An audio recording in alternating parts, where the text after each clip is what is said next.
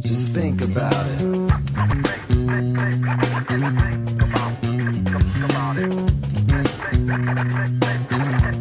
Just think about it. You'll get it.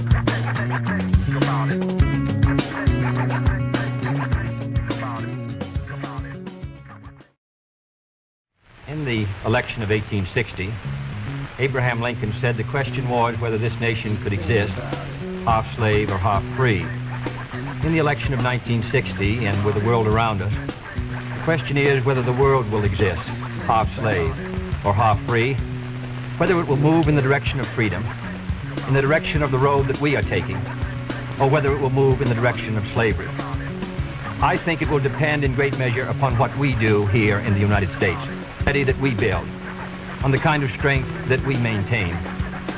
We discussed tonight domestic issues, but I would not want that to be any implication to be given that this does not involve directly our struggle with Mr. Khrushchev for survival. Mr. Khrushchev is in New York, and he maintains the communist offensive throughout the world because of the productive power of the Soviet Union itself. The Chinese communists have always had a large population, but they are important and dangerous now because they are mounting a major effort within their own country.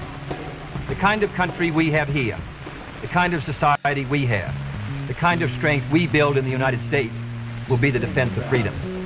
If we do well here, if we meet our obligations, if we're moving ahead, then I think freedom will be secure around the world. If we fail, then freedom fails. Therefore, I think the question before the American people is, are we doing as much as we can do? Are we as strong as we should be? Are we as strong as we must be if we're going to maintain our independence? And if we're going to maintain and hold out the hand of friendship to those who look to us for assistance, to those who look to us for survival? I should make it very clear that I do not think we're doing enough, that I am not satisfied as an American with the progress that we're making. This is a great country, but I think it could be a greater country. And this is a powerful country, but I think it could be a more powerful country. I'm not satisfied to have 50% of our steel mill capacity unused. I'm not satisfied when the United States had last year the lowest rate of economic growth of any major industrialized society in the world, because economic growth means strength and vitality. It means we're able to sustain our defenses. It means we're able to meet our commitments abroad. I'm not satisfied when we have over $9 billion worth of food, some of it rotting, even though there is a hungry world, and even though 4 million Americans wait every month for a food package from the government, which averages 5 cents a day per individual. I saw cases in West Virginia, here in the United States, where children took home part of their school lunch in order to feed their families, because I don't think we're meeting our obligation towards these Americans. I'm not satisfied when the Soviet Union is turning out twice as many scientists and engineers as we are. I'm not satisfied when many of our teachers are inadequately paid, or when our children go to school part-time shifts. I think we should have an educational system second to none.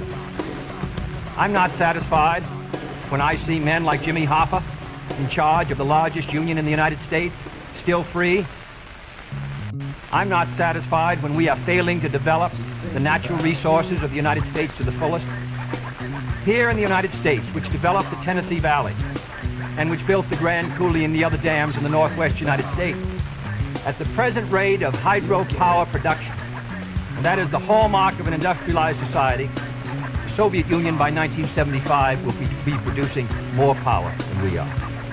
These are all the things, I think, in this country that can make our society strong or can mean that it stands still. I'm not satisfied until every American enjoys his full constitutional rights. If a Negro baby is born, and this is true also of Puerto Ricans and Mexicans in some of our cities, he has about 1/2 as much chance to get through high school as a white baby. He has 1/3 as much chance to get through college as a white student. He has about 1/3 as much chance to be a professional man, about 1/2 as much chance to own a house.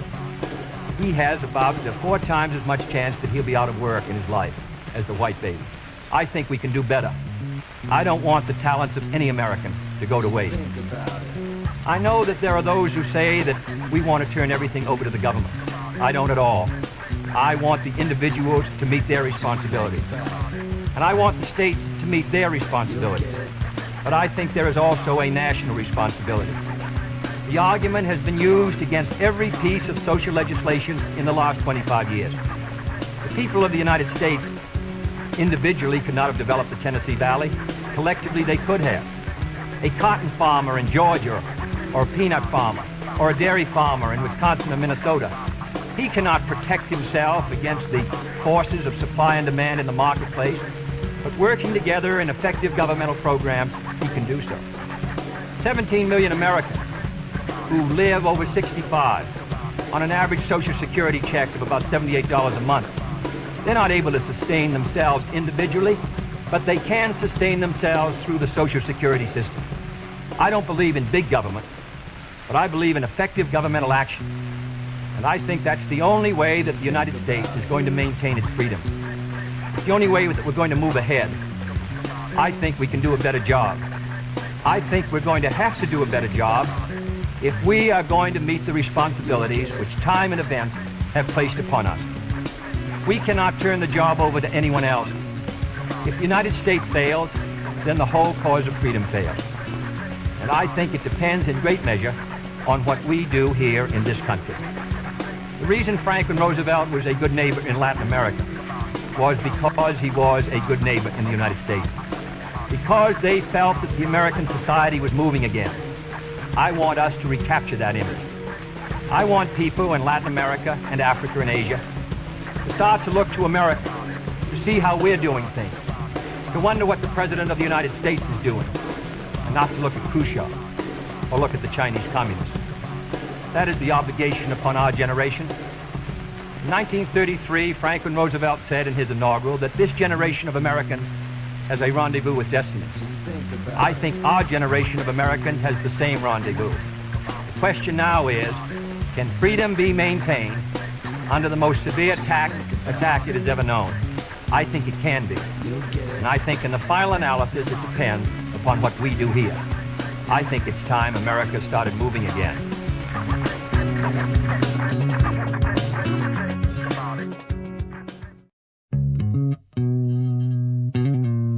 Just think about it.